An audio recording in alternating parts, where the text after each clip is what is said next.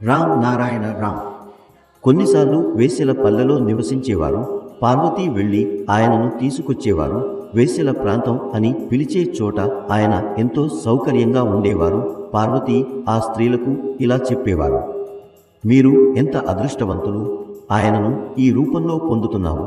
మీ మీద ఆయన అనంత కృప ఉంది. మిమ్మల్ని చూస్తే నేను విజయవంతురాలిని అనిపిస్తుంది. నిజమైన సతీ ఎవరు అంటే అది మీరు. నేనేమీ సతీ కాదు. నాకు ఈర్ష్య రావడం తెలుసు, భర్తపై అనుమానం పెట్టడం తెలుసు, కానీ మీకు మాత్రం సేవ చేయడం తెలుసు.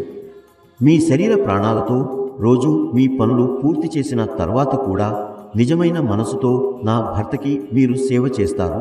నా భర్త మీ నాట్యం వల్ల, మీ పాటల వల్ల, మీ చూపు వల్ల, మొత్తంగా మీ వల్లే ఆనందం పొందుతారు. మీరు నిజమైన దేవతలు. పార్వతి ఈ మాటలన్నీ శివుని గురించి మాట్లాడేవారు.